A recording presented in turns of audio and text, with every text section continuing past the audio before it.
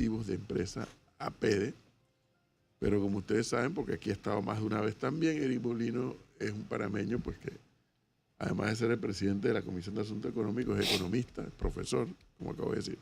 Eric, buenos días, bienvenido. Edwin, ¿qué tal? Gracias por la invitación. Un No, gusto estar gracias acá. por el tiempo, por favor, gracias por el tiempo.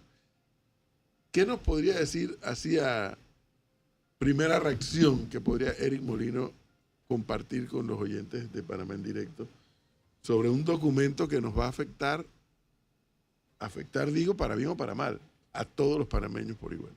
Mira, yo creo que lo primero es reconocer que por lo menos hay una intención seria y genuina de que nosotros entonces como país podamos tomar una decisión de cómo se tiene que buscar una solución para la problemática de la Caja del Seguro Social. Como tú bien lo has dicho y lo comparto, tal vez no es una ley perfecta y habrían algunas cosas que van a ser parte del proceso de entrar a detalle. Es una ley bastante extensa en la que tal vez hay algunas cosas en las que estamos evaluando todavía, haciendo los cálculos y nuestras corridas por nuestra parte en el sector empleador, pero yo pienso que por lo menos es un punto de partida genuino en el que se nota que se está tratando de consolidar diferentes partes o componentes de las propuestas que se estaban haciendo en la mesa de trabajo. Entonces es, digamos, un punto de partida que será, digamos, discutido en la Asamblea y que nosotros estamos tratando de hacer nuestros cálculos para ver si al final esta propuesta de ley con posibles modificaciones solucionan de manera integral el problema de la Caja del Seguro Social.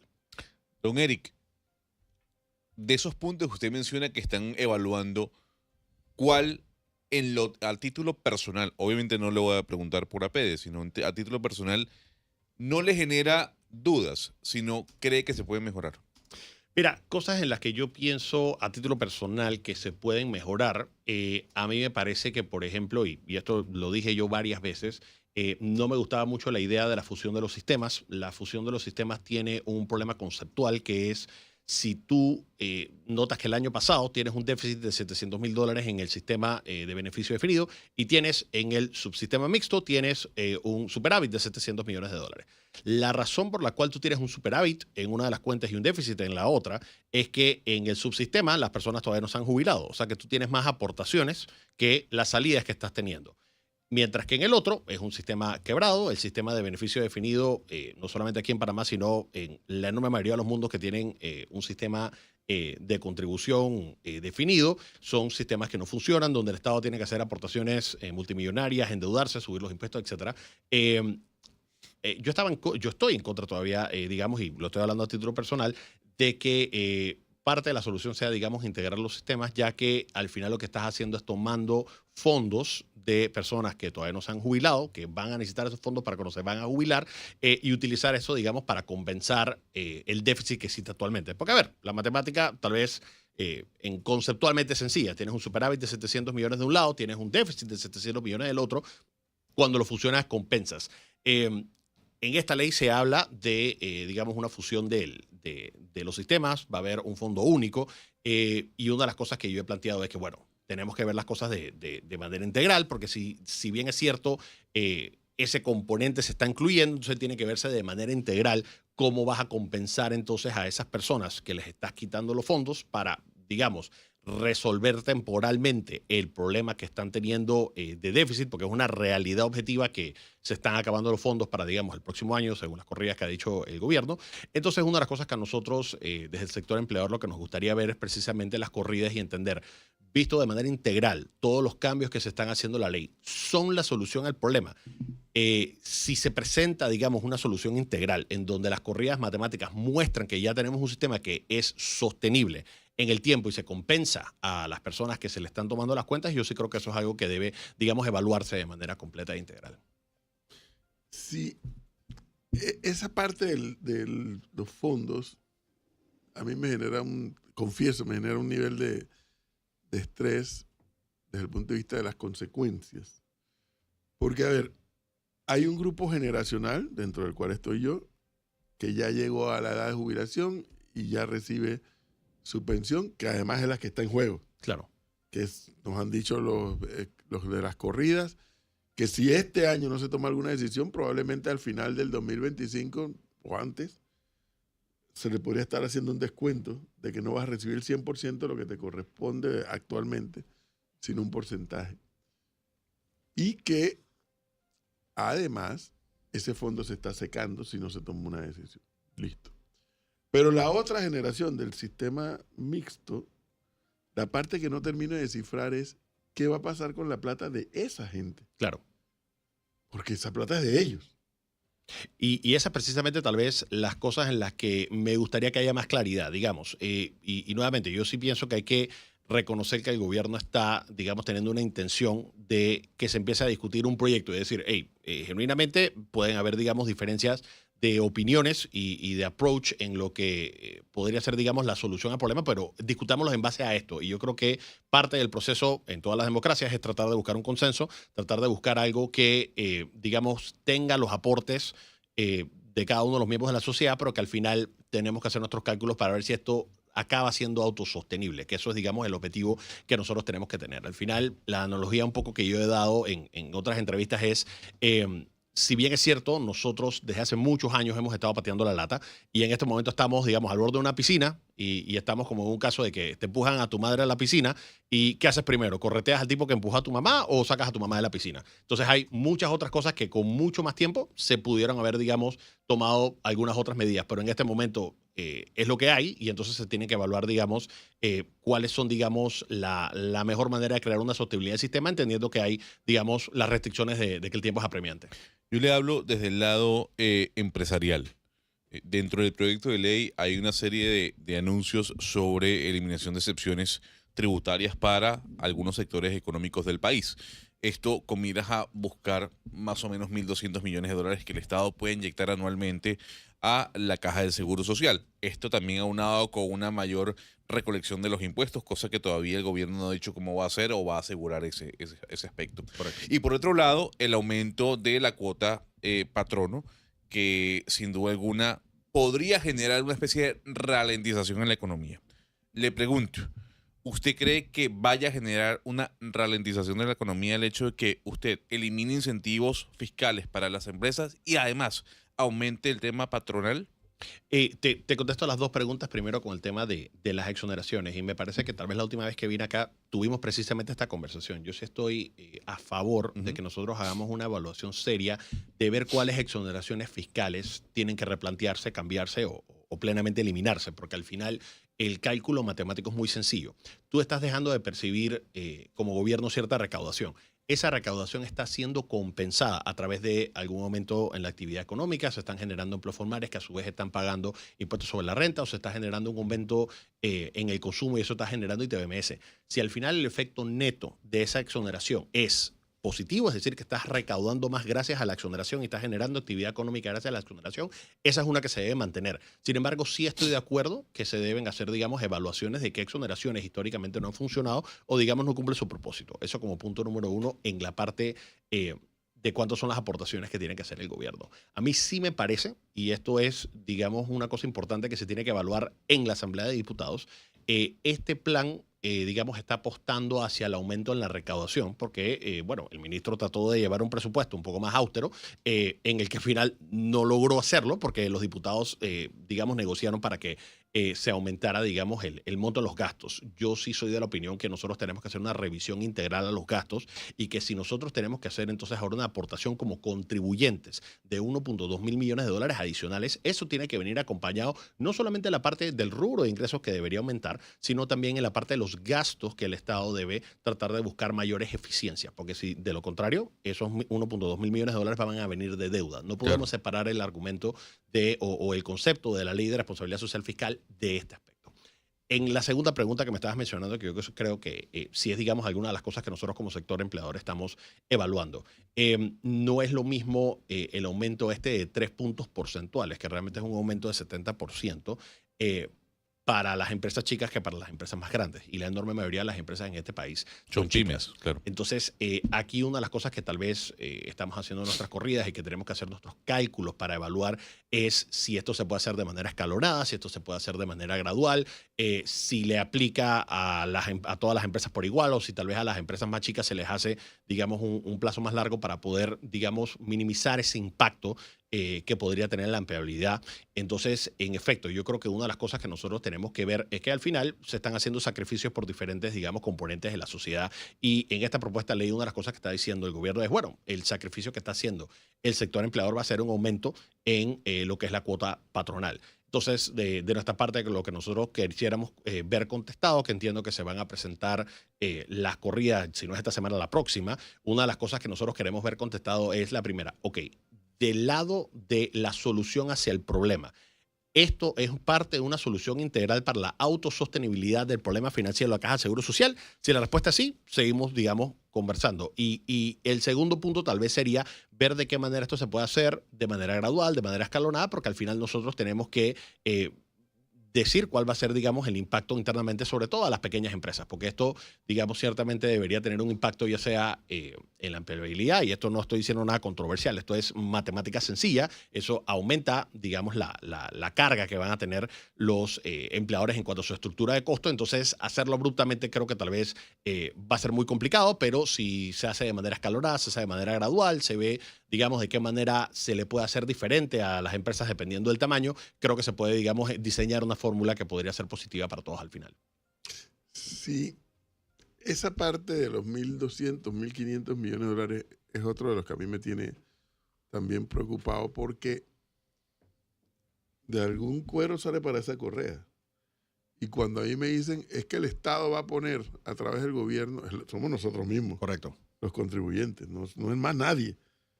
Porque no veo yo cómo va Panamá a salir a pedir más préstamos para llenar ese hueco de 1.200, 1.500 millones.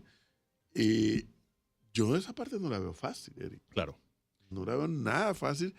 O sea, el gobierno lo ha planteado, incluso los sectores que ya han salido a adversar la ley sobre ese tema en particular no dicen nada, a sabiendas de que eso nos está costando a todos. Sí, por eso yo pienso que es importante que cuando estemos viendo las corridas, nosotros veamos esto de manera integral, porque si bien es cierto, la apuesta que está haciendo el gobierno nacional es hacia el aumento en la recaudación, y hay varias cosas que hay que hacer, como las que estuvimos hablando de la eliminación de las exoneraciones a todas las personas y a todas las empresas que le deben, que le quitan a su colaborador y no reportan. Ese saldo hay que cobrarse. Ese saldo, de hecho, es un monto chico comparado con el tamaño del problema, pero son cosas que se tienen que hacer. Así que ciertamente hay varios pasos hacia la dirección correcta que yo pienso que se tienen que hacer, pero que también tiene que venir acompañado de un sustento matemático. Al final, si me van a decir es que la aportación que va a hacer el Estado va a ser de 1.2 mil millones de dólares y no decimos de dónde van a venir los ahorros y solamente nos enfocamos en hacer un esfuerzo adicional en ingreso, que es complicado, entonces ahí sí me gustaría, digamos, ver el sustento. A mí me gustaría, como yo dije, que se diga, sí, en efecto, ataquemos o gestionemos mejor para que no haya evasión, que es un problema que hay en toda Latinoamérica, y veamos de qué manera las exoneraciones se revisan para que aumente la recaudación. Pero también tenemos que ver que hay ineficiencias que actualmente tiene el Estado y que de los ahorros es que tienen que salir, digamos, parte de la solución. Colegas suyos, digo colegas economistas, y que no necesariamente están del lado del sector de la empresa privada, sino que están del lado de los trabajadores organizados en sindicatos, insisten en la vuelta al sistema solidario. Ya sabemos que son dos sistemas, el sistema solidario, que era el original, sí, y el sistema mixto. Al final, ¿qué es lo que va a ocurrir? Porque yo escucho a voceros del gobierno prácticamente hacer sentir como que no, todo se va a mantener en el sistema solidario. Y como que no darle esa bandera a los sectores de los trabajadores. En opinión suya, ¿qué es al final lo que va a ocurrir? Mira, yo te diría que primero empezar por decir que el sistema no es solidario. El sistema actual que nosotros tenemos no es solidario por dos razones. La primera, cuando nosotros tenemos que hacer aportaciones a un sistema fallido, en donde en la enorme mayoría de los países europeos se tiene este sistema y que son sistemas que están quebrados. Francia gasta el 40% de su presupuesto en el sistema de pensiones, aportan aproximadamente 16-17% del PIB en su sistema de pensiones. Eso no es muestra de un sistema que funciona. Entonces, no es solidario estar usando dinero del contribuyente para algo que realmente no está solucionando el problema de raíz. En los países europeos, no solamente tú tienes que han tenido que hacer reformas paramétricas integrales para compensar lo mal estructurado que está un sistema, entre comillas, solidario de pensiones. Pero en segunda instancia, una de las cosas que nosotros también hemos, digamos, criticado es que cómo puede ser solidario cuando la enorme mayoría de la gente del país tiene un salario de entre 700 y 800 balboas, y entonces esas personas que ganan menos están, digamos, subsidiando la jubilación de una persona que al final se está jubilando con $1.500, $2.500. Entonces eso no es un sistema solidario. Lo que nosotros estamos entonces planteando es lo que es verdaderamente solidario, que eso sí lo contempla, digamos, ahorita mismo la ley, es que tú tienes una pensión mínima universal, que al final lo que tú quieres es que, oye, tú no quieres que ningún adulto mayor llegue a la vejez y que no pueda digamos, tener dinero para las medicinas, tener dinero para, digamos, poder vivir dignamente. Entonces, al final lo que nosotros estamos planteando es, nosotros necesitamos un sistema que funcione, un sistema que sea autosostenible, es decir, que se base principalmente en las aportaciones que está haciendo el propio individuo, las aportaciones que está haciendo el sector empleador, y bueno, va a tener que haber algún nivel de aportación por parte del Estado, que es nuestro dinero como contribuyente, pero al final tiene que ser matemáticamente viable. Hay algo que uno no termina de entender sobre la posición de quienes defienden la no subida de la edad de jubilación. La edad de jubilación es un derecho adquirido por los trabajadores, no solo en Panamá, sino en todo el mundo, a raíz de luchas que se han dado a lo largo de la historia. Eso no quiere decir, Eric, y usted me corregirá, que la humanidad ha avanzado en desarrollo tecnológico, ha avanzado en mejoras de su alimentación y han llevado a que la edad o la longevidad haya crecido. Aumentar la edad de jubilación no va en contra del derecho adquirido por los trabajadores en su momento. Más bien lo que hace es reducir la carga que pueda tener sobre un sistema que ha quedado arcaico. Yo le pregunto como economista, ¿por qué es positivo el aumento de la edad de jubilación? Mira, te voy a hacer la analogía con una casa. Si tú, por ejemplo, quieres comprar una casa y quieres hacer el cálculo de tu letra, hay varias variables que tienes que considerar. Uno de esos es precisamente el plazo. Cuando tú estás aumentando el plazo, la letra es menor, manteniendo otras cosas constantes, ¿no? Desde el punto de vista, porque la matemática financiera es exactamente la misma, desde el punto de vista de cuáles son las aportaciones que yo tengo que ir haciendo para mi jubilación, las variables que yo tengo que ver es cuál es el número de aportaciones que yo he hecho, cuál es la tasa de interés a la que se están financiando, que de hecho yo sí creo que ahí es donde hay la mayor cantidad de consenso entre todas las partes. Se tenían que hacer reformas estructurales para que las inversiones de la Caja del Seguro Social pudiesen tener unos rendimientos más a tono de lo que se está teniendo en el resto del mundo, en los mercados de capitales internacionales. Y básicamente ahí una de las cosas que tú estás viendo es que, oye, la tendencia latinoamericana e internacional ha sido que la expectativa de vida ha aumentado. Eso es absolutamente positivo, que tú puedas tener, digamos, un sistema donde la salud ha avanzado tanto, o que un mundo donde la tecnología ha avanzado tanto, de que tú puedes, digamos, vivir más años. El tema es que eso no puede estar desconectado de la realidad entonces de que cuando nosotros tenemos una jubilación que, digamos, empieza más temprano y acabas viviendo mucho más tiempo, al final puede haber un descuadre matemático en, digamos, las aportaciones que se están haciendo. Te doy el caso de mi abuelo, por ejemplo, que es una persona que tiene 90 años, se jubiló a los 62 y entonces ya evidentemente tienes una situación en donde la persona ha estado digamos, sacando aportaciones mucho más de lo que al final acabó aportando durante su vida. Claro, él es una persona, y afortunadamente muy feliz de que yo todavía puedo tener a mi abuelo de 90 años y que es una persona que todavía está activa y trabajando, pero al final es un poco eso, ¿no? Al final el aumento en la edad de jubilación tiene que verse de manera integral y no se puede desconectar de la realidad matemática, que al final, oye, las personas están viviendo más tiempo y que la sensibilidad matemática del aumento del número de cuotas y del aumento del número de la edad de jubilación tiene un impacto muy importante en cuanto a cuánto la persona va a haber estado ahorrando al final de su vida productiva. Ahora, uno de los temas que veo que se está calentando, y no es precisamente, ese debate para mí sí es casi absurdo. ¿Cuánto poder va a tener el director del seguro para contratar esto? Ojalá ese fuera el problema. Pero está bien, controles. Pero el otro tema que sí veo que se está calentando es el rendimiento de los fondos de la Caja de Seguro Social. Sí. ¿Cómo has analizado esa parte?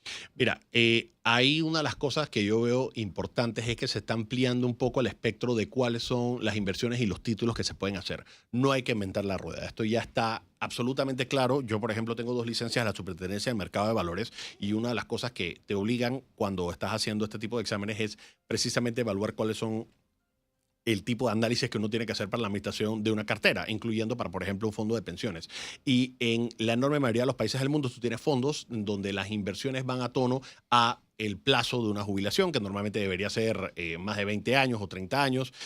No todo el mundo está invirtiendo solamente en temas de depósito de plazo fijo, que es lo que actualmente la ley te permite, sino que más bien tú tienes que abrirle el espectro de que tienen que ser otros títulos que de todas maneras pueden ser seguros. No tienes que aumentar necesariamente el riesgo, pero puedes comprar bonos internacionales, puedes comprar bonos del Tesoro, no solamente de Panamá, sino de países, digamos, de grado de inversión. Entonces, abrir un poco el espectro de cuáles son los títulos y las inversiones a las que puede aspirar la Caja del Seguro Social va a aumentar positivamente el rendimiento, pero ahí hay, digamos, ciertamente algunas cositas que se escaparon tal vez de la ley. Y si me permites decir, ahí hay un tema que, por ejemplo, nosotros habíamos propuesto en el sector empleador, es que hubiese un regulador para la Caja del Seguro Social y que ese regulador, como cualquier otro fondo de pensiones en cualquier otra parte del mundo, tiene que presentar reportes. Nosotros tenemos el gran ejemplo del Fondo de Ahorro de Panamá, por ejemplo, que el Fondo de Ahorro de Panamá maneja una cifra importante, más de $1.000 millones, en donde se tienen reportes en dónde están las inversiones que se está haciendo para ver cuál es el rendimiento del fondo, porque al final ese es dinero de todos los panameños.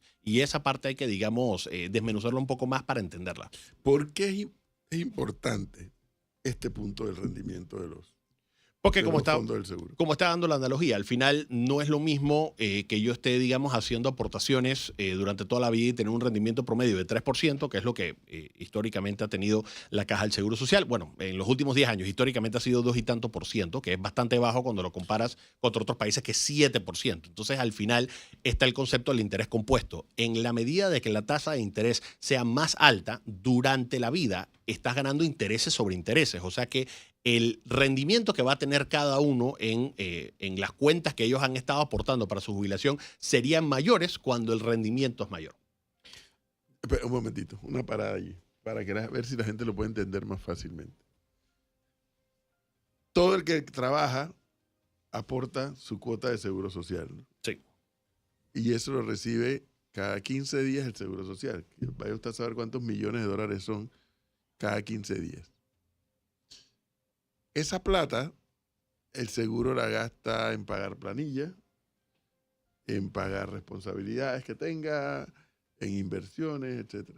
Y me imagino que le queda, después de todo eso, le queda un dinero que es lo que se va en los depósitos de los bancos. Entiendo que es así. Digo, al final tú tienes diferentes fondos y yo creo que hay que separar. También estoy viendo, digamos, algunos de los comentarios y una cosa es el fondo de enfermedad y maternidad, otra cosa es el fondo administrativo, otra cosa es el fondo de vejez, invalidez y muerte. Pero lo que pasa es que esa parte yo la tengo clara. Lo que me da la impresión que mucha gente no va a tener claro es que el seguro tiene una serie de fondos que podría estar invirtiendo en lugar de estar ganándole más. Claro. Y no como están ahora ganando menos. ¿Y por qué es la importancia de que ganen más?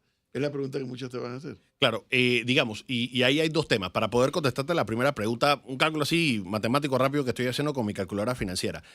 Si tú estás aportando durante 240 meses, que es ahorita mismo lo que es el sistema, si tú estás aportando $100 al mes a una tasa de 3,5, que es más o menos lo que estás generando, al final de los 240 meses estás ganando $34,000. Eso es más o menos lo que sería el cálculo. Cuando tú lo comparas contra otros países, me parece que República Dominicana es uno de los ejemplos, y no me acuerdo si el otro es Costa Rica, pero hay otro país de la región que está sacando 7%, que es el doble. Solamente ajustando esa tasa de interés, sin ajustar ninguna otra cosa, estamos aumentando que el retorno que yo tengo al final de esos 240 meses es de $52,000. O sea, pasamos de 34 a 52,000 solamente ajustando la tasa de interés. Así que ese componente es importante. ¿Y eso cómo me beneficia a mí? Porque esa plata es tuya. Porque al final eso... Esos 52,000 si se incrementa el porcentaje. Correcto, porque al final... Ese cálculo que hiciste es de un individuo X. Sí, eso básicamente, y nuevamente, yo creo que una de las cosas en las que uno se tiene que, y entiendo que aquí hace falta un tema de docencia financiera y que esto es un tema especializado y del que no todo el mundo sabe, pero al final estas son fórmulas matemáticas muy claras. Es cuánto es lo que tú estás aportando, cuántos periodos tú has estado aportando y a qué tasa de interés estás recibiendo los El retornos. problema que hay, Eric, es que, como dice aquí el oyente, administradoras de fondos de pensiones en otros países han quebrado, digo yo. Él dice, se han robado la plata del pueblo. Esa es la verdadera intención de esta reforma. Ese tipo de argumentos, lamentablemente, a mí me parece que son más amarillistas y escandalosos, con todo el respeto Pero al, si hay al malas contribuyente. experiencias de administradoras de fondos. Pero a ver, estos son mercados que están regulados y al final lo que tú tienes que hacer precisamente es decir, oye, tenemos la experiencia del CIACAP, que lo está haciendo de manera muy bien y creo que todo el mundo está satisfecho con eso. Tenemos también el ejemplo del Fondo de Ahorro de Panamá, que también tienen administradoras de fondos que al final también lo están haciendo de buena manera. Eso es lo que le preguntan aquí. ¿Qué impide que las inversiones de la Caja de Seguro Social se inviertan en el Fondo de Ahorro de Panamá, que ha dado tan buenos rendimientos? Digo, al final lo que le están pidiendo ahorita es que la ley solamente le permite hacer, digamos, inversiones en cuentas de depósito. Una de las cosas que está modificando la nueva ley es que se está ampliando a que se puedan hacer, digamos, nuevas inversiones. Pero nuevamente, para no perder el hilo de este tema, que esto es bien importante, la ley te habla de que se podrá delegar. No necesariamente significa que se tiene que hacer. Claro, pero ahí yo me le meto el rancho, Eric, Sí. porque parte del argumento de quienes están en contra de la ley en general es que hay una especie de privatización escondida, sobre todo en el tema de los fondos de ahorro. Esto se puede, incluso nos enviaron una información la semana pasada diciendo que ya ese tema en el 2005 se había hablado y se tumbó. La pregunta es, ¿eso es una especie de privatización de los fondos de ahorro? En mi opinión, no. En mi opinión, No. al final, eso es un contrato de gestión administrativa. Tú, al final, tú tienes que buscar un experto que sea bueno haciendo las cosas. Va a tener un costo, pero al final, y al final, para mí es totalmente transparente porque no estamos inventando la rueda. Estas son cosas que ya existen, no solamente a nivel internacional, sino que ya existen en Panamá. Al final, esto tiene que haber un proceso y estuvimos hablando que tal vez tangencialmente la gobernanza, voy a volver a traerlo acá. Ciertamente, las consideraciones que uno se quiere evitar es que se seleccione de a dedo quién va a ser el administrador. Esta es una función que no necesariamente tiene que hacer un externo, pero el Estado históricamente no ha demostrado ser buen administrador. Tú necesitas una persona altamente especializada en lo que es el manejo de fondos. Eso aquí en Panamá es una profesión que está regulada por la Superintendencia de Mercado de Valores y me parece que si al final una de las cosas que se decide es que no lo tiene que hacer un privado, sino que lo tiene que hacer la propia Caja de Seguro Social, a mí me parece que hay que hilar mucho más fino en el detalle de cuáles son las regulaciones que se tienen que haber. A mí me parece que tiene que ya ser, por ejemplo, la Superintendencia de Banco, la Superintendencia de Mercado de Valores, que regule el fondo de pensiones de la Caja del Seguro Social, que tengas personal idóneo para poder tomar las decisiones y que todas las decisiones sobre las inversiones se hagan desde un punto de vista técnico y que se haga la reportería a todos los contribuyentes y a todos los aportadores cuáles son los rendimientos que se están teniendo. Al final, desviarlo por un tema de que si esto es privatización o se va a hacer o no, al final la realidad objetiva es, oye, el resultado que tú le tendrías que exigir al que sea que está administrando, ya sea la Caja del Seguro Social o a un fondo de pensiones, es que tiene que dar un rendimiento mayor a lo que nos está generando en este momento, neto del costo que eso está generando y que tiene que haber acompañamiento de un tema regulatorio y de supervisión para que las cosas se hagan de manera bien y que vaya acorde a los estándares internacionales. Eric, en estas primeras de cambio, como se dice en el deporte, en la Asamblea Nacional, pues los sinsabores han sido importantes, sobre todo en el nivel de debate de un lado y de otro, del lado del eje del mal, como por el otro lado, del lado de los diputados independientes. No ha habido, digamos, una profundidad sobre los debates y el por qué se aprueba o no un proyecto más allá de ir en una sola línea. Claro. ¿Usted teme que el debate en la Asamblea Nacional no esté a la altura de las circunstancias? Mira, una de las cosas que a mí me preocupa desde el punto de vista académico es que esto es un tema complejo, inclusive para los que somos economistas y financieros, y el perfil de la enorme mayoría. Disculpen, el perfil de la enorme mayoría de los diputados no es técnico financiero, o sea que se requiere hacer un nivel de docencia importante para que ellos, que son al final los que están tomando la decisión, van a darle, digamos, el espacio en los primeros debates para que se puedan hacer las aportaciones tanto del sector empleador como de los colaboradores y de diferentes instancias de la sociedad, incluyendo al sector académico, poder dar su opinión en esto, pero una cosa a la que yo sí insto a los diputados es que tratemos de no politizar esto. Al final, yo creo que hay un nivel de responsabilidad moral importante por parte de los diputados que no le dejen una carga a las futuras generaciones y que saquen un proyecto de ley malo y que no resuelva el problema. Así que esto es tal vez abogar un poco a que se traten de empapar lo más posible con asesores financieros o con personas que les puedan, digamos, orientar un poquito mejor a que esta ley al final sea una solución. Nosotros como gremio empresarial y nosotros como sector empresarial lo que estamos tratando de precisamente hacer es proveer cálculos que muestren que nuestra propuesta o lo que nosotros podríamos estar proponiendo son una solución integral en base al punto de partida que es esta ley que se está presentando. Y al final lo que nosotros queremos es eso, sostenibilidad del sistema. Dice RM09, baila la vara todos esos periodistas. Si leyeron esa ley, es perjudicial para el pueblo. Eso no debe ir de ninguna forma. Pero no propone nada. Pero no propone nada. Hasta esto que hemos bailado nosotros aquí hoy, estamos escuchando a una versión de un panameño que ya se leyó la ley, que conoce el debate, que conoce del tema, y lo que estamos haciendo es preguntarle. Pero bueno, es que esa es la parte. Gonzalo le pregunta a Eric Molino por el comportamiento de la Asamblea. Fíjese que yo le confieso que a mí me viene sobrando el comportamiento de la Asamblea. Pero ellos lo tendrán que, eso es lo que establece la Constitución. Ellos tendrán que aprobarlo o rechazarlo, o modificarlo, lo que fuera. Yo lo que voy a medir es a la sociedad panameña.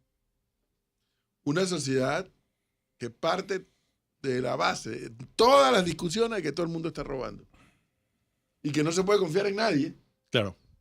Y de como en Chile quebraron la administradora de fondos porque en Colombia se robaron la plata, aquí en Panamá va a ocurrir lo mismo. Digo, al final, nuevamente, yo creo que es válido de cierta manera que ha habido... Que haya celo es válido. Que haya celos válido y que haya, digamos, una desconfianza en la gobernanza es válido. Y tiene que ir más allá de un tema de que tiene que estar escrito en la ley, porque evidentemente la ley se dice que no robes, evidentemente la ley se dice que no cometerás peculado y que eso no evita que haya, digamos, las cosas que ya todos conocemos. A mí me parece que lo que tiene que haber son checks and balances, que me parece que en una sociedad no solamente democrática, sino que una sociedad donde hay libertad económica, existe el tema de la rendición de cuentas, porque al final tú no vas a evitar necesariamente que una persona robe, pero lo que sí quieres es que si una persona roba vaya preso.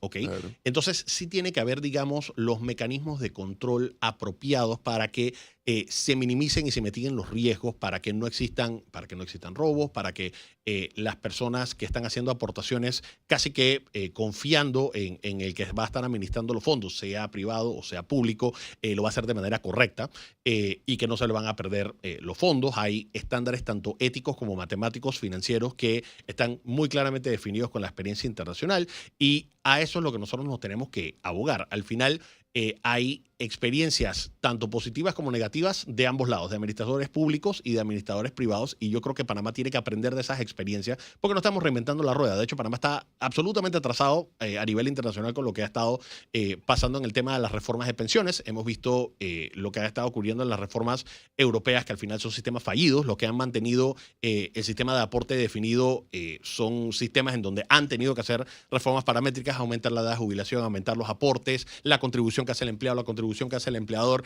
pagan más impuestos, aportan más del PIB, se endeudan más y no han solucionado el problema. Entonces, realmente ahorita una de las cosas que nosotros tenemos que ver es precisamente el cálculo. Pero el cálculo tiene que ir orientado a una solución y que el objetivo o digamos la prioridad de esa solución se mide por que el sistema sea autosostenible. Dice que, profe, que el economista indique en su cálculo del ejemplo que dio de 240 cuotas, al final con cuentas individuales, ¿cuánto sería la pensión mensual que se recibiría y en qué tiempo después de jubilarse? Bueno, el cálculo que yo hice es muy sencillo. Si tú te bajas diciéndolo desde el punto de vista académico y docente, hay calculadoras financieras que pues, se puede usar la que quiera, y ellos te ponen con cuánto empiezas, cuánto estás aportando, en qué periodicidad, cuántos periodos y cuál es la tasa de interés. Entonces, si tú pones los mismos cálculos que yo puse, aportaciones mensuales, $100 al mes, 7% de tasa de interés, 240 meses, eso te hace el resultado de $52,000. Si tú haces una aportación mayor, que hay un componente, digamos, de aportaciones obligatorias y de aportaciones voluntarias, y tú defines en el número de periodos cuántas aportaciones vas a hacer, si tú, por ejemplo, estás haciendo, voy a subir el cálculo a 360 meses, estamos hablando de que pasas de 52.000 a 122.000. Ahí tú estás viendo un poquito, Gonzalo, la sensibilidad, no tanto con el tema de la edad de jubilación, sino con el aumento en el número de aportaciones. Yo, por ejemplo, yo estoy trabajando desde que tengo 20 años, hoy en día tengo 37. De aquí a que me jubile, yo probablemente voy a tener 40 años de aportaciones. Claro. Entonces, una ventaja de una cuenta individual es que tú puedes precisamente ver cuánto tú has estado aportando, que eso es algo que yo sí creo que esa parte de transparencia era importante. Antes tú no tenías visibilidad de cuánto tú tenías aportado. Tú tenías que ir a la Caja del Seguro Social y te contestaban 2 semanas después para hacerte más o menos un cálculo y decir, conceptualmente usted tiene tanto. Pero ahorita, digamos, una de las cosas que nosotros, por ejemplo, en el sector empleador estábamos hablando de la importancia de una cuenta individual, es que precisamente tenía que venir acompañado de la transparencia como si tuvieras una banca en línea, en la que tú decías, oye, yo he estado haciendo estas aportaciones, el rendimiento que yo he estado teniendo es tanto, para saber y tener idea cuánto es lo que yo voy a tener al final y que no sea una sorpresa. Pero mira, ahí vimos la sensibilidad de que si yo le extiendo el plazo, y pasar de 20 a 30 años, eso me pasó de 52.000 a 122.000, o sea, más del doble. Ese es el efecto del interés compuesto. Si hubiera bajado, por ejemplo, la tasa de interés, en vez de dejarla al 7%, lo hubiera bajado a lo que tenemos ahorita, que es de 3 y tanto por ciento, ese número hubiese sido mucho menor. De hecho, para nada más darte el cálculo y aquí poniéndome el sombrero de profesor, te quedan $63.000. O sea, es un efecto importante el rendimiento que estás teniendo, pero también es importante considerar el tema del número de aportaciones, del tema de hasta cuánto estás aportando para jubilarte. Con la propuesta que hay, a ver si me ayudas a aclarar eso, más que a mí, a los que vienen detrás, ya no habrá topes. Esa afirmación es correcta. Tope de la pensión. ¿Topes de la pensión te refieres a...? Al tope que hay actualmente de 2.500. Mira, es que actualmente lo que se define es que tú te estás jubilando con los mejores 10 años, el promedio de los mejores 10 años contra un tope. Ahora se está hablando más bien de que va a depender del número de aportaciones que tú estás haciendo. Ahí hay un componente positivo que es que realmente dependiendo del número de aportaciones que estás haciendo, y again, tienes que verlo desde un punto de vista integral, cómo van a verse las corridas con la aportación que está haciendo el gobierno, con la aportación que estaría haciendo el sector empleador con un aumento en la cuota patronal y en las aportaciones que tiene que hacer ahora digamos, hasta los independientes, ahí tendrías que ver cuánto de eso sería, porque ya no está explícitamente el componente de que te gradúas con ese 60%. Ahora queda abierto porque depende precisamente de cuáles son las aportaciones que estás haciendo. Yo creo que aquí el tema importante es ver precisamente en esas corridas. En las corridas que nosotros habíamos hecho en el sector empleador, habían escenarios en donde de hecho te estabas jubilando con una tasa de reemplazo de más del 60%, que es lo que existe actualmente. Entonces, precisamente una ventaja que tú tienes cuando tienes cuentas individuales es que tú puedes ver precisamente, oye, si yo me quiero jubilar antes, cuántas aportaciones tengo que haber hecho o cuánto tengo que haber aportado. Si me mantengo en el plazo de la edad de jubilación, cuánto es el rendimiento que yo estoy teniendo y sigo, digamos, aportando a ese fondo. Esa parte de la transparencia y del componente de cuenta individual, que no es tanto cuenta individual porque son cuentas nocionales. Hay una cuenta única y hay, digamos, una separación para que tú sepas cuánto es lo tuyo. Tienes esa ventaja de que realmente tienes, digamos, un seguimiento de cuánto es, como si fueran una banca en línea, lo que tú has aportado. Eric, ¿qué le responde usted desde el lado empresarial a quienes argumentan que el grave problema del Seguro Social es por el impago del sector privado a las cuotas en su momento? Sabemos que la plata que se debe no soluciona el tema. Correcto. Pero el argumento que usualmente dan los gremios es que son los empresarios los que de alguna u otra manera han afectado y han llevado casi que al quiebre del Seguro Social. Es matemáticamente incorrecto. Al final, mira, 3 cosas muy claras. La primera es, el que debe tiene que pagar. Eso es categórico y todos en el sector empresarial nosotros decimos eso. La persona que le quita a un colaborador y no reconoce eso o no le paga eso a la Caja del Seguro Social está robando. Y nosotros todos en el sector empleador estamos categóricamente en contra de esa práctica. Hay que hacer, digamos, hay que hacer una depuración porque tú, por ejemplo, cuando te ves las listas de lo que está moroso, son listas que están desactualizadas, son listas que al final tienes hasta empresas que han quebrado, así que ciertamente hay que hacer una depuración. Pero el que debe tiene que pagar. Eso es punto y categórico. Ahora, cuando tú cobras todo lo que se tiene que cobrar, eso realmente es una sola vez. no es algo recurrente. Entonces, decir que el tamaño del problema, que son aproximadamente 1.5 mil millones de dólares por año, decir que el problema es que ahorita mismo nosotros tenemos que hay empresarios que no pagan, tienen que pagar, pero aún cobrando todo, resuelves una parte del problema de un solo año y no tienes la sostenibilidad del sistema, que es lo que estamos buscando. Así que eso tiene que ser parte del tema y de hecho ahí en la ley hay modificaciones importantes de cómo se cobra y cómo se están haciendo, digamos, hasta un plan de pagos y de dación de pagos para que las personas puedan, digamos, ponerse al día. Eso es importante y crítico que se haga, pero matemáticamente se cae el argumento de que eso es lo que tiene que hablar la Caja del Seguro Social, porque los números son mucho más grandes que simplemente lo que se debe. Estoy de acuerdo con los fondos de inversión, pero hay que tener cuidado. Diversificarlos es el método, pero el monitoreo debe ser constante y llevado por un ente público, preferible un banco, dice Edwin Franco. Mira, y ahí, digamos, ya la regulación existe. Estoy 100% de acuerdo con lo que está diciendo el Radio Escucha. Aquí una de las cosas que uno tiene que ver es cuál es su perfil de inversión. Y cuando tú tienes, digamos, si tú tuvieras, digamos, una cuenta privada en la que tú quieras hacer inversiones, no necesariamente para la Caja del Seguro Social o para tu jubilación, sino que tú quieres hacer inversiones, una de las primeras cosas que por ley te tiene que preguntar tu asesor es cuál es tu objetivo, cuál es tu horizonte y cuál es tu tolerancia al riesgo. Eso se basa en lo que la ley define como una recomendación adecuada. Yo no le puedo recomendar a una persona que le faltan 5 años para jubilarse que se meta en el S&P 500 y que se meta en cripto, que se metan, digamos, a comprar acciones o que se meta a comprar criptomonedas, porque son cosas que tienen un riesgo relativamente alto para una persona que está próximo a jubilarse. Entonces, sí es un tema de definir un perfil y es un tema de que al final la persona conservadora va a tener rendimientos más bajos, pero va a tener una conservación de capital. Las personas que, digamos, son más jóvenes pueden tener una tolerancia un poco más alta al riesgo, pero siempre tiene que haber, digamos, un balance, como está diciendo Radio Escucha, una diversificación para que al final lo que tú tengas es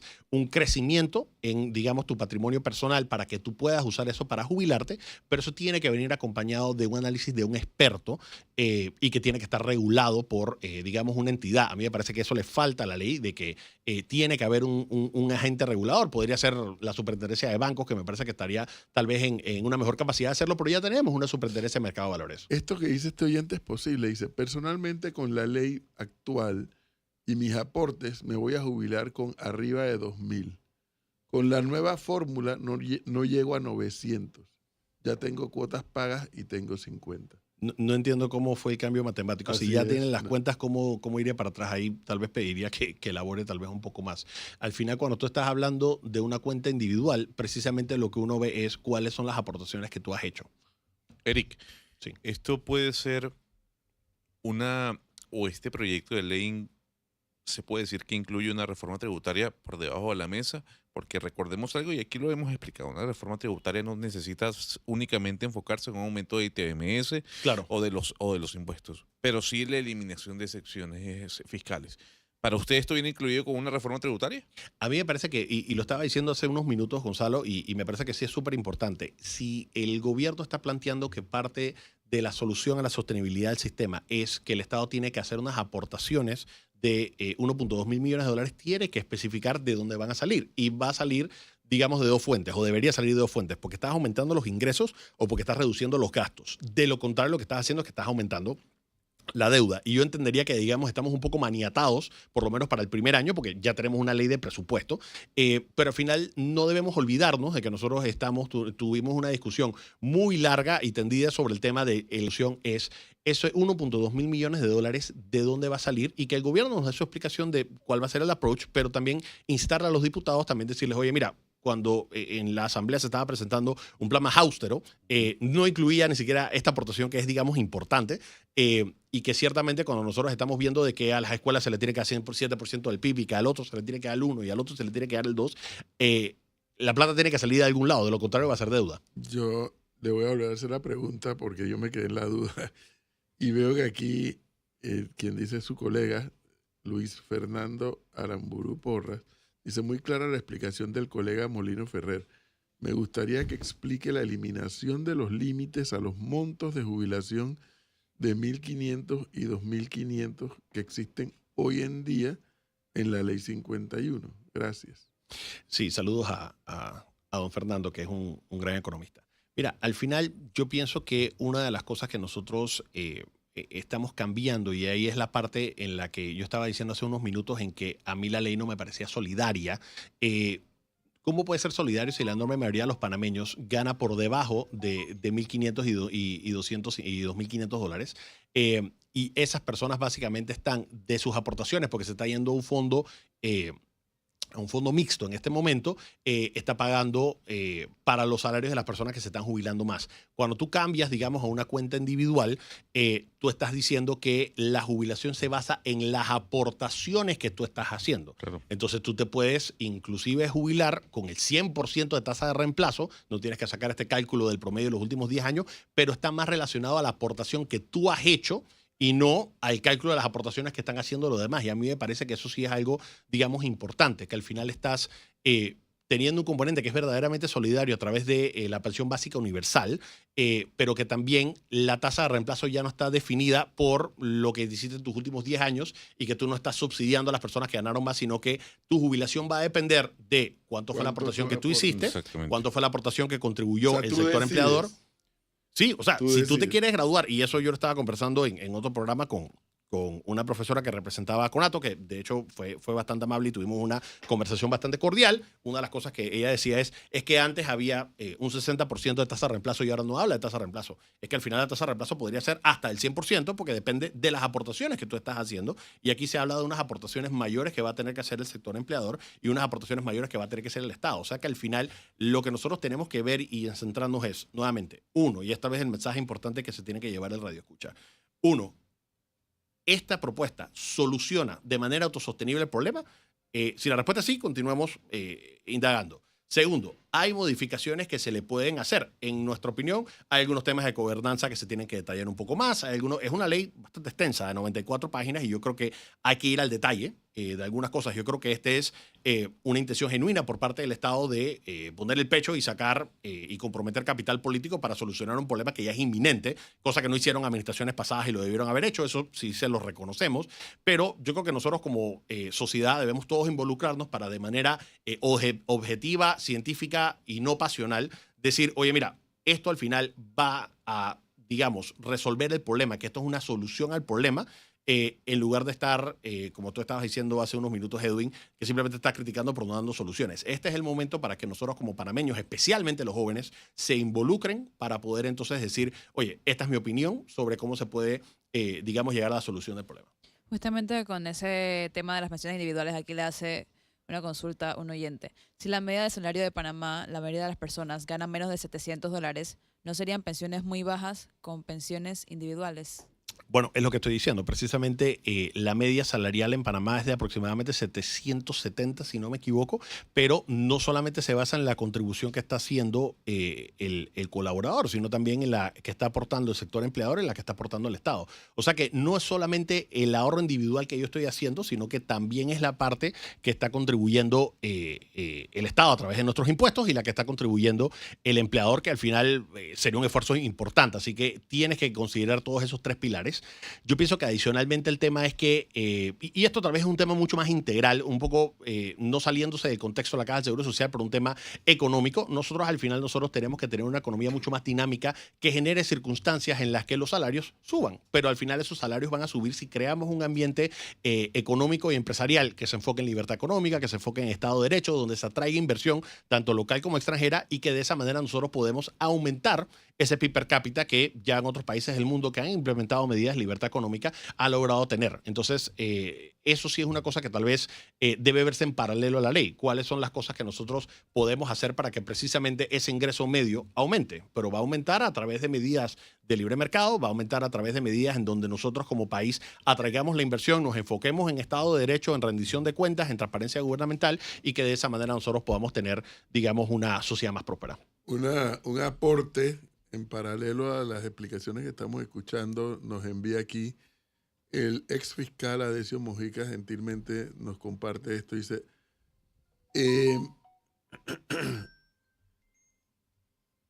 el artículo 241 aporta a su programa desde el ámbito penal, investigativo. Esto es lo que dice la ley penal al respecto del delito de retención de cuotas obrero patronal. Artículo 241 del Código Penal de Panamá.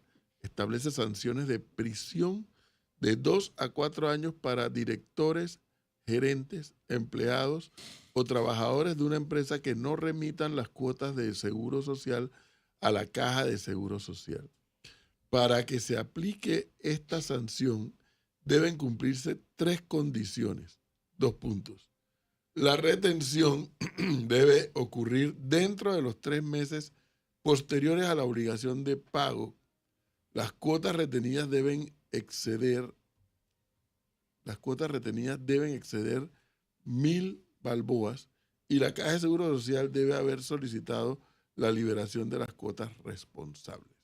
Mira, al final es muy sencillo y gracias por, digamos, el contexto legal de eso, pero al final yo creo que el concepto estamos todos de acuerdo. El que le retiene a un empleado y que ese empleado está confiando que esa retención se está yendo a una cuenta para su jubilación, pero lo que está haciendo la persona que le está haciendo la retención o la empresa que le está haciendo la retención es quitándosela y no aportándolo, eso es robo. Entonces, nosotros en el sector empresarial creo que hemos dicho muy categóricamente, porque he escuchado a Rubén Castillo, he escuchado a Pablo Gutiérrez, he escuchado a muchos representantes del sector empresarial decir que el que lo hace está robando y que nosotros estamos todos en contra y rechazamos eso. Ahí está la lista, hay una lista que se tiene que depurar, pero nosotros en el sector empresarial lo que nosotros decimos es el que debe tiene que pagarla y punto. Eso no hay que elaborarlo, se cae de su propio peso. Profesor, dice el señor que hizo su cálculo, cuando me jubile, voy a tener casi 40 años de cuota. Soy del sistema mixto, con la ley me jubilo con arriba de 2.000. Con la nueva fórmula me jubilo con 2.000. Ya cambió. Yo creo que le puede pasar mi Instagram y que me chatea al Instagram y ahí con gusto le hago una asesoría financiera gratis a la orden. Es que yo he entendido, ahí yo me confieso, Eric, que yo cuando ya me hablan de tantos números voy bloqueando. Claro. Pero lo que he entendido es que con la nueva ley, Melissa, por ejemplo, un ejemplo típico, una criatura de 25 años de edad, con la ley tal cual como está en el sistema mixto. Claro, porque son todas las personas, todos los hombres que están debajo de 50 y las mujeres que están debajo de 55, si no me equivoco. Pero ahora Melissa, con la nueva ley de ser aprobada como está o modificada, si se fuera a modificar, ella podrá decidir desde ahora, con su baja edad, con cuánto se va a querer retirar. Claro. ¿En función de qué? De los aportes que ella va a querer poner. Tiene que haber un aporte mínimo, que es las retenciones que te hacen cuando eres empleador, claro. Y aunque ni siquiera seas empleado, porque también está el componente de que si eres independiente también hay un monto que tienes que colocar, ¿no? Y de hecho esa parte me parece importante, que crean un vehículo para los independientes y los informales poder hacer, digamos, aportaciones. Eso creo que es importante. Cuando tú estás hablando de esto a nivel privado y estás haciendo, digamos, asesorías para temas de pensiones, precisamente esto es un juego del tiempo. El que tiene el mayor, digamos, beneficio de su lado en cuanto al tiempo son los jóvenes. Entonces, los jóvenes a veces ven muy lejos, no estoy diciendo que ese sea el caso de Melissa, pero la mayoría, cuando yo hablo de esto... No lo ven. Cuando yo hablo de esto con mis estudiantes, yo les digo, oye, tienen que empezar la jubilación. Me dicen, profe, pero eso es en 40 años, etcétera. Pero mientras más temprano tú empieces a hacer aportaciones, eso va a tener un efecto compuesto porque vas a ganar intereses sobre intereses. Entonces, mientras más temprano empieces a hacer aportaciones a la jubilación, tú al final podrías tener una tasa de reemplazo inclusive más alta de lo que se está planteando en el sistema actualmente. Pero ahí lo que es absolutamente válido es que hay que hacer mucho más docencia desde el punto de vista de las finanzas personales, del componente financiero de esto, no solamente para los jóvenes y los contribuyentes. A mí me parece que una de las personas que deberían escuchar esto son precisamente los diputados, para que cuando hagan los análisis de la ley lo puedan hacer en base a un análisis científico. Pero por eso le vuelvo a preguntar. Entonces, Melissa, usando el mismo ejemplo, ella, que ahora me va a costar a mí 3% más de lo que ya me cuesta. Sí. 3 puntos porcentuales. 3 puntos porcentuales, que es, digamos, importante porque es un aumento del 70%. Así es. Ella paga su cuota como trabajadora. Y aparte Correcto. puede poner más. Y aparte Eso hay es un lo que componente, quería preguntar. y aparte hay un además componente está voluntario. la cuota patronal. En adición, la ley le va a permitir a ella decir, yo quiero poner $5, $10, $100. Como si fuese una... Es un componente voluntario. O sea, Ok. hay un componente que es el que tienes que hacer por ley y un componente que el que tú puedes hacer una aportación adicional, porque la ley inclusive te permite jubilarte antes si quieres. Pero al final ese aporte adicional te está yendo a una cuenta que es tuya y que tú vas a poder tener visibilidad. Entonces ese componente O sea, a mí me parece que es bueno. Aquí parece que el reto de, una vez termine el debate de la ley, si es aprobada y cómo sea aprobada, es que el Seguro Social tenga con Melissa, para seguir usando el ejemplo, toda la transparencia necesaria, que Correcto. ella entre a una aplicación, entra al computador y dice, mira, ahora mismo tengo tanto, pero Que como yo eso lo quiero puedo ver tanto, ya. como yo quiero tanto, voy a empezar a meter tanto más. Tú deberías poder tener, como con cualquier banco, que tú te puedas meter a una banca en línea y saber cuánto tienes aportado y que tengas una de esas calculadoras que te ponen en los sitios web de que si yo estoy poniendo 100 al mes por tantos meses a una tasa de interés de tanto, ¿cuánto yo voy a tener al final? Eso es una cosa que la Caja del Seguro Social tiene que tener absoluta y completa transparencia. Esperemos, porque van 7 meses que la gente no puede pagar SIPE, ¿no? Directamente. Dice, aquí así funciona Progreso y Profuturo. Sí, ese es el ejemplo que tenemos, digamos, en Panamá, pero a nivel internacional es que esto, nuevamente, no tenemos que reinventar la rueda, esto ya existe en todos los lugares a nivel mundial, pero yo sí pienso que, digamos, volviendo un poco al tema de la ley, son esos movimientos hacia la transparencia que son importantes, que la ley contempla algunas cosas. Yo pienso que hay que seguir profundizando en temas de gobernanza y de los checks and balances que nosotros tenemos que tener.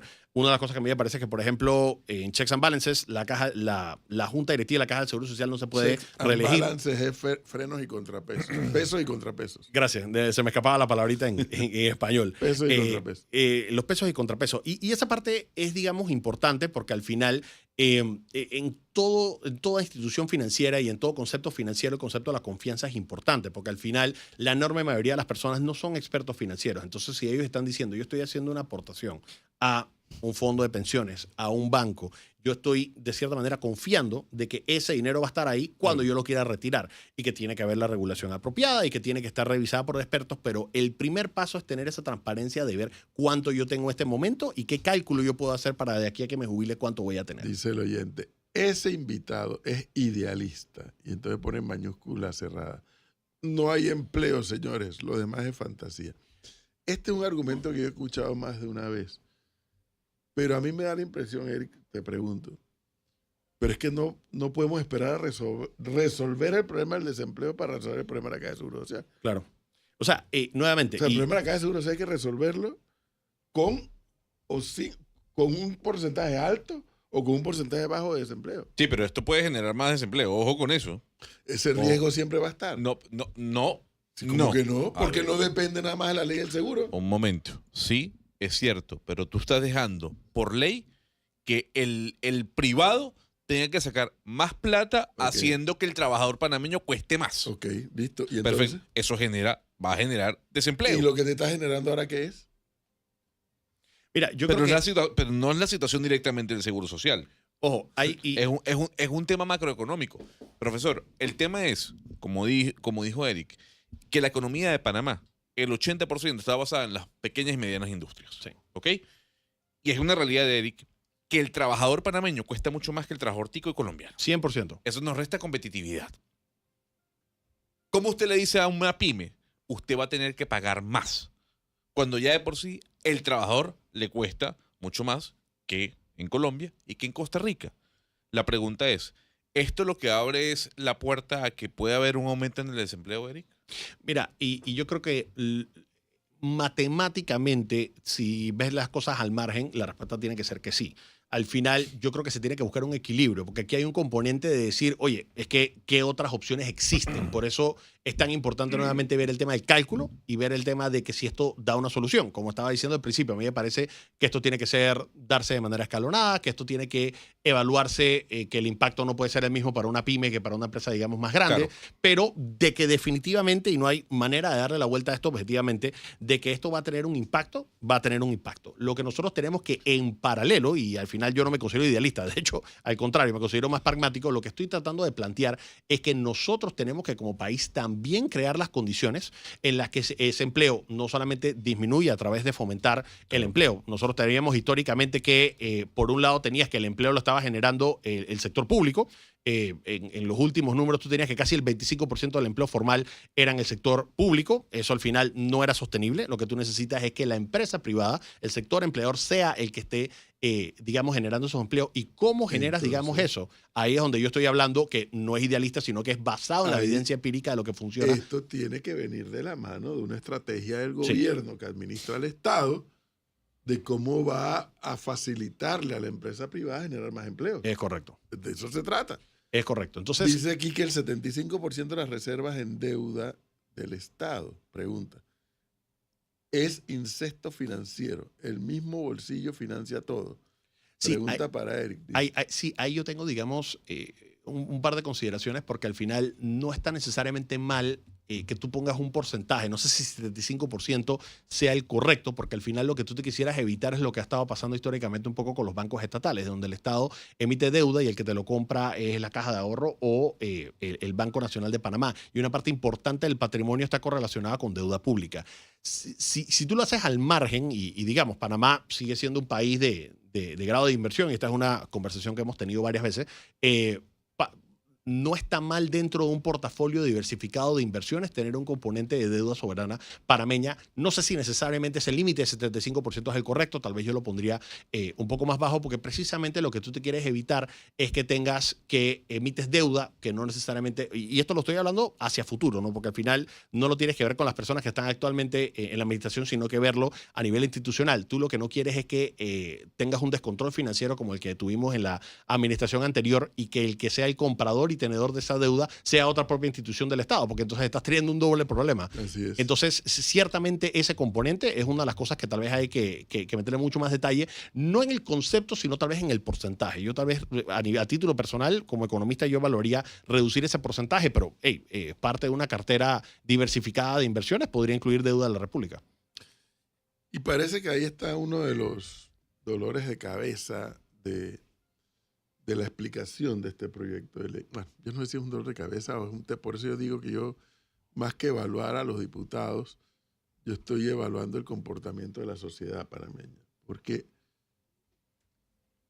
yo oigo gente con una tranquilidad, Eric, decir, bueno, que el gobierno ponga más plata. Es que eso no es una fuente. Pero, o sea, que el Estado lo pero ponga además no es somos una nosotros fuente. mismos. Claro, y es que decir que el Estado lo ponga es desconectarse de la realidad objetiva, que el Estado no tiene dinero. El que tiene dinero es el contribuyente y que está haciendo esas aportaciones a través de nuestros impuestos, tanto las personas naturales como las personas jurídicas, y que actualmente ese dinero no alcanza, porque nosotros estamos viviendo una circunstancia de que nosotros cada vez tenemos un déficit, y que es un déficit que al final se traduce en deuda. Entonces, cómodamente decir que es que el Estado tiene que hacer la aportación es desconocer que al final el Estado no tiene ese dinero y que ese dinero sale o de deuda o de un aumento eventual en los impuestos. Cuando nosotros estamos viendo un plan donde el Estado está diciendo, bueno, yo voy a hacer esas aportaciones, tiene que venir acompañado de, ok, ¿cuál es el aumento en ingresos que vamos a tener para compensar ese gasto? ¿O cuál es el ahorro que se va a generar a través de la reducción de los gastos para poder sustentarlo? De lo contrario, estás hablando de que lo vas a aumentar en la deuda. Así que ese componente yo sí creo que tal vez el gobierno nacional tiene que tal vez profundizarlo un poquito más y explicarnos cuáles son, digamos, las corridas que ellos están haciendo, que entiendo que lo están manejando de manera muy responsable, pero sí vale la pena que lo expliquen. Habría que poner un cartel, profesor, y pegarlo, ¿no? La única forma en que el Estado tenga más plata es que aumente los impuestos o pida prestado. Básicamente sí. Más allá de un tema de recaudación. Porque genera más empleos. ¿Ah? ¿Cómo así? Generando más empleos. ¿Cómo así? Si hay más empleo, hay más gente consumiendo, hay más gente pagando impuestos, hay más gente... O sea, Pero a ver, es un tema de recaudación, pero yo digo, a nivel pragmático, usted lo sabe, Eric. Sí. El Estado necesita plata. ¿Qué hace? Bueno, aumento impuestos, la gente tiene que pagar más. no. Bueno, pero a ver, no estoy diciendo que vaya a ser ahorita. Pero es eso o sales a pedir prestado. O sea, yo creo que el mensaje que estás dando, que no está incorrecto, es un poco el tema de que cuando tú estás exigiendo más cosas, eso tiene que salir de algún lado. Y que Por una de esas supuesto. fuentes de ingreso Es así. es precisamente un ajuste a los tributos, que es lo que hacen muchos otros países. Por ejemplo, cuando hay reformas tributarias en los países, una de las primeras cosas que tocan es el impuesto selectivo, el impuesto al consumo o el impuesto Sí. selectivo al consumo. Yo siempre he sido más abocado hacia el Estado tiene que primero tener una contención al gasto para que después decir, Claro. oye, mira, estoy haciendo un sacrificio. Estoy, digamos, reduciendo la planilla, reduciendo el número de instituciones que, digamos, hace 30 años teníamos 60 instituciones, ahora tenemos 94. O sea, eso nos gastamos miles de millones de dólares en la operación del Estado. Nosotros tenemos que tener unas, digamos, finanzas públicas y una administración pública eficiente. Y entonces decir, bueno, no alcanza para los objetivos que nosotros queremos cumplir, cuáles son los ajustes que nosotros Claro. como sociedad tenemos que hacer. Porque si nosotros solamente nos vamos con el argumento tributario, que es el que no me gusta, yo prefiero reducir, por ejemplo, exoneraciones a decir aumentar los impuestos, porque si Estoy nos de vamos al acuerdo. argumento de que, recaudemos más sin que venga acompañado de una contención del gasto, nunca nos va a alcanzar la plata, porque Nunca. siempre va a haber un gasto Estoy de nuevo acuerdo. y volvemos a estar en un déficit. Aquí le pregunta el amigo de Melissa. ¿Podría preguntarle al profesor, en su opinión, cuándo, debe ser cuánto, del aparato estatal es grasa innecesaria? Pues yo no sé qué es grasa. Sí, yo creo que tal vez ahí la pregunta que está tratando de hacer el contribuyente es cuál es el cálculo de un monto óptimo de las operaciones del Estado, que es un cálculo un poco, digamos, amplio, pero le voy a dar genuinamente mi opinión y aquí lo digo a título personal, no como representante del sector empleador. Yo pienso que hay varias instituciones que se deben fusionar, porque de esa manera tú consolidas gastos. Tú tienes instituciones donde hay cierto nivel de duplicidad de funciones. Yo creo que uno de los ejemplos que yo he dado históricamente siempre han sido, oye, tú tienes un Banco Nacional de Panamá, que es uno de los bancos que es el banco que mayor cartera agropecuaria tiene, pero también tienes un banco de desarrollo agropecuario que constantemente están haciéndole auditorías y te das cuenta que al final es Que no un es banco banco. fallido, no es Que un no es banco, no banco. está regulado, Así es. pero realmente es una instancia más política que bancaria. Yo consolidaría eso. Yo eliminaría el Banco de Desarrollo Agropecuario, migrar todos los, digamos, programas agropecuarios e incentivos agropecuarios a ser administrados por el Banco Nacional de Panamá. Una vez escuché a Rolando León, que fue gerente general del Banco Nacional, que cuando le presentaron esa propuesta, él dijo, oye, eso me hace sentido.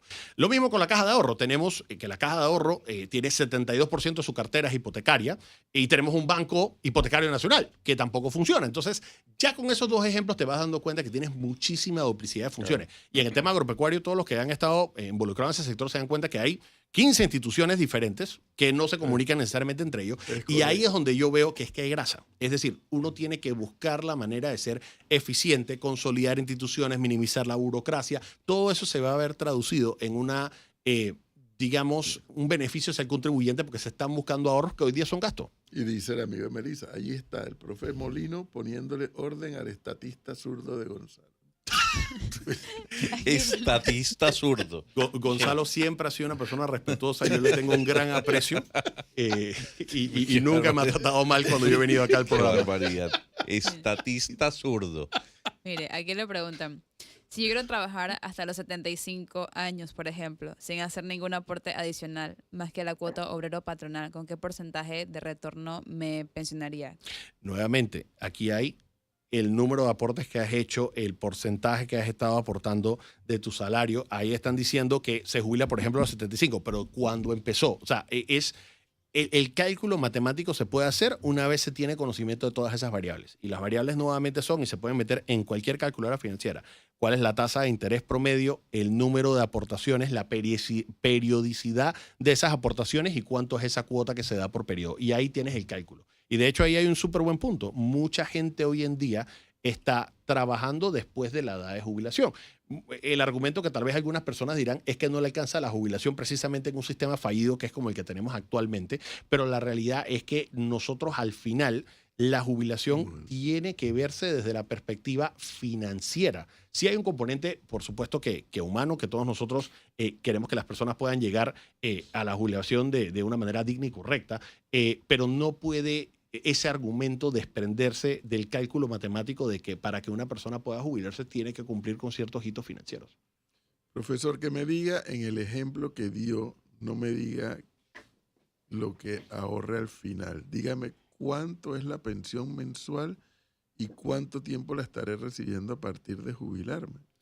Ok, hagamos un cálculo. Si yo estoy hablando, vamos a decir que yo, mismo cálculo que estaba haciendo en base a $100, que es un número arbitrario que yo estoy colocando, ¿no? Claro. Pero vamos a decir que $100. Y $100 no necesariamente es una buena métrica porque la aportación que hace el patrono sería mayor a esto y la aportación que está haciendo el obrero sería mayor a esto y la aportación que hace el Estado sería mayor a esto. Pero simplemente para el cálculo que hemos estado manejando, si yo estoy hablando de una aportación de $100 mensuales durante 360 meses, es decir, 30 años, yo voy al final a acabar con esos, y a una tasa de 7%, estoy acabando con esos $122,000. Si yo divido eso, vamos a decir, 122,000.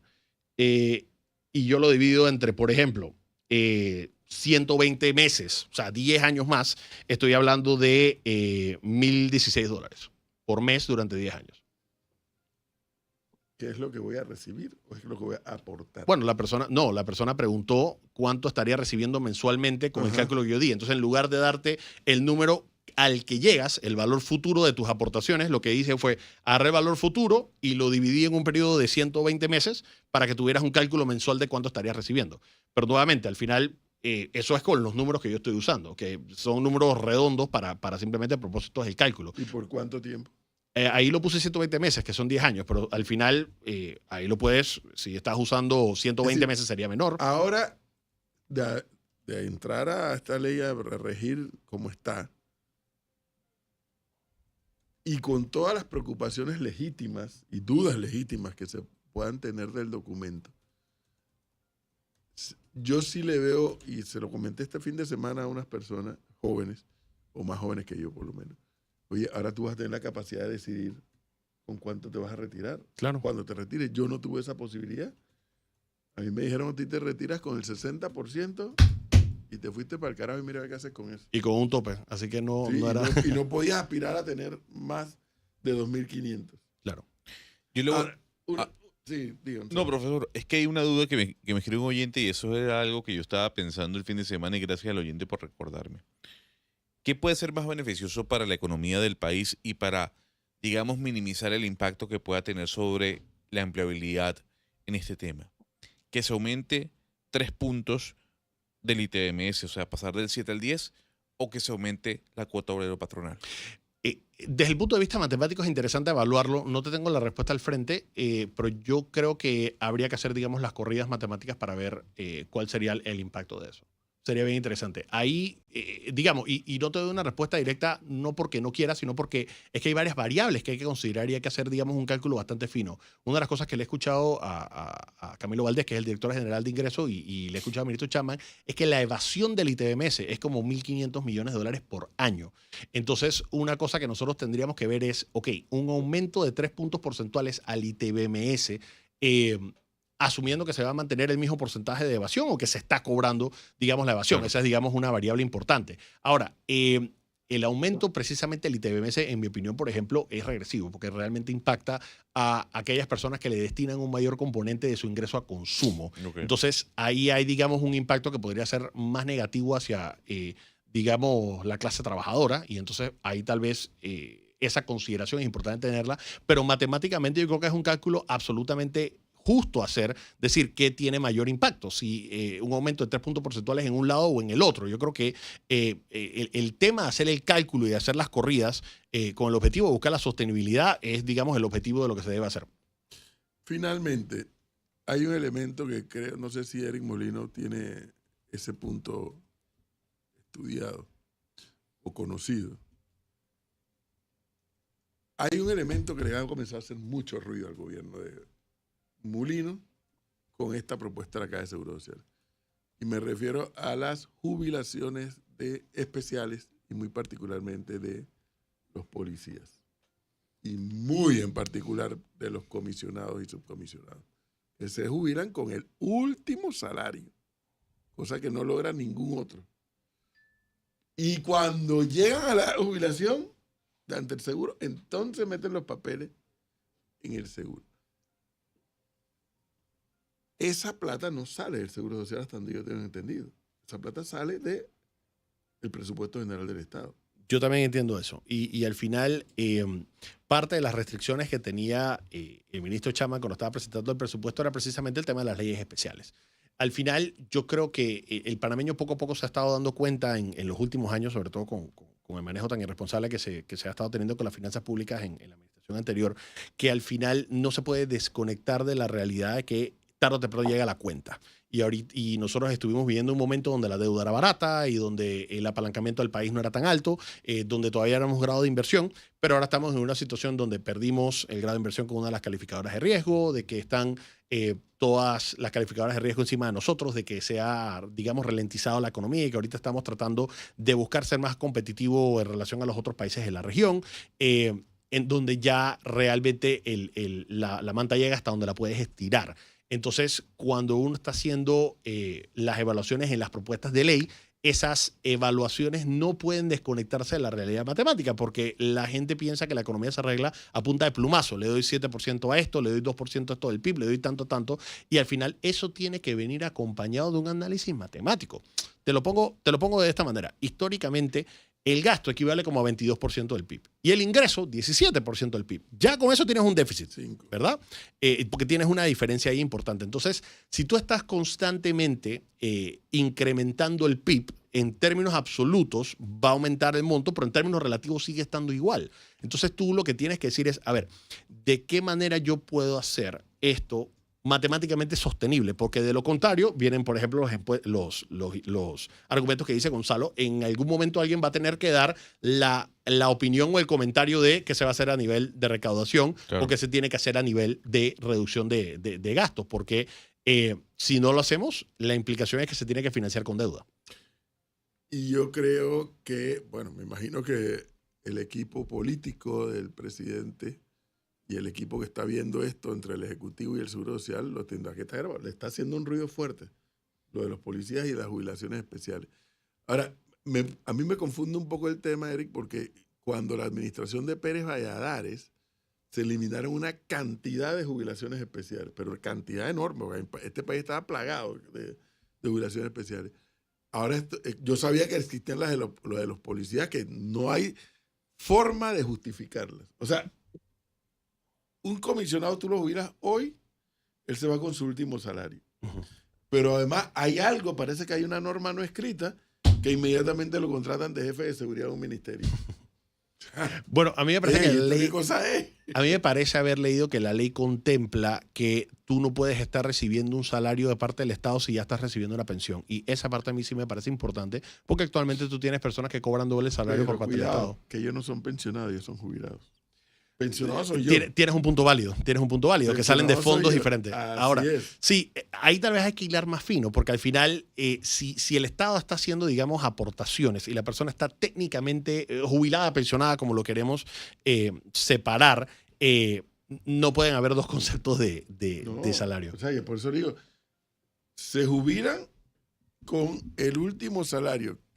Ellos ganan, un comisionado gana como 6 o 7 mil dólares, pero parte de salario y parte creo que son gastos o no sé qué otra cosa. Así que supongamos que fueran 3.500 dólares el salario. O sea, se jubilan con su último salario a los 40 y tantos años de edad, porque son gente que se fueron a estudiar a una academia de policía al extranjero o aquí mismo en Panamá a los 17, 18 años, regresaron 5 años después, supongamos 22, 23 años, 25 años creo que son de servicio. Uh-huh. A los 48 años dice, ya me voy de comisionado. Nuevamente, yo creo que hay que hacer, y lo voy a despersonalizar y hacerlo un poquito más general, porque no quiero que me paren ahorita en la calle los policías. No, mentira, lo que yo digo es, al final, nuevamente, yo creo que las evaluaciones legales siempre tienen que venir acompañadas de un sustento económico y matemático, porque Eric, al final aquí no hay tiene que estar sustento económico. Aquí No, hay de acuerdo. un tema político que alguien se supuesto. le antojó decir. A ellos hay que tenerlo tranquilo para que no nos den un golpe de estado. Por supuesto. Eso es, para que estemos claros. Eso es tal cual, y lo que yo insto digamos, a los creadores de política pública y a los diputados y a los que salen a hacer las discusiones de las leyes, de que al final tienen que incluir la dimensión del componente económico, porque a lo contrario tenemos estos casos que estamos viendo ahorita. Son 30 años de servicio, me dicen aquí. Salario es una cosa, gastos de representación es otra. Sí, yo sé que ellos ganan bien, pero sí sé que una parte es salario y otra parte es gasto. Ellos se jubilan con el último salario. Sí. Pero además hay un fenómeno. Los mandan a ser jefe de seguridad de una institución del Estado. Por ahí mismo los mandan a ser jefe. Pero bueno, es un tema que le ha comenzado a hacer ruido a la administración del presidente Mulino. Sí. Y que la gente está confundiendo el tema porque esos fondos, hasta donde yo he sabido también, no salen del Seguro Social. Salen del presupuesto del Estado asignado creo que al Ministerio de Seguridad. 8:22 minutos, don Eric Molino, muchísimas gracias. Es un placer. Valiosísimo tiempo que nos ha dado, que ayuda a no a otra cosa. Aquí Eric Molino, por lo que yo he visto, no ha procurado convencer a nadie de nada. Aquí, por lo que yo he visto, he escuchado a don Eric Molino haciendo docencia, explicando lo que él ha leído, lo que él ha entendido, y dando sus razonamientos en base a esa lectura que ha dado. No le he escuchado propendiendo convencer a nadie de nada, sino que usted le toca sacar su propia conclusión en base a lo que ha escuchado. Nosotros vamos a estar publicando, no sé si ya está publicado, Melissa, Ya está publicado. un cuadro comparativo Sí, sí está. que nos mandó un oyente que se tomó todo el fin de semana largo para elaborarlo y con gusto lo hemos publicado en la página web de Panamá en Directo. Ahí está un cuadro comparativo. Hay otro oyente que me mandó también un artículo muy interesante, pero que me dijo que lo iba a revisar. Entonces voy a esperar que lo termine de revisar para publicárselo, porque hemos puesto una sección exclusivamente para todos estos temas del seguro social. Obviamente la entrevista de Eric Molino la van a poder volver a escuchar Que ya me la están pidiendo bastante. en nuestro canal de No, oiga, el YouTube. señor Ya, es bueno, famoso. una vez. No, está bien, no pasa nada. En nuestro canal de YouTube usted la puede volver a ver dentro de unos minutos, o más tarde, o en la noche, o en los próximos días. Eric, muchas gracias, muy amable. Un placer. Está Siempre a la bien. orden. 8:23 minutos. El señor Alfonso también está en esa duda de qué hace. Si ahorra más o si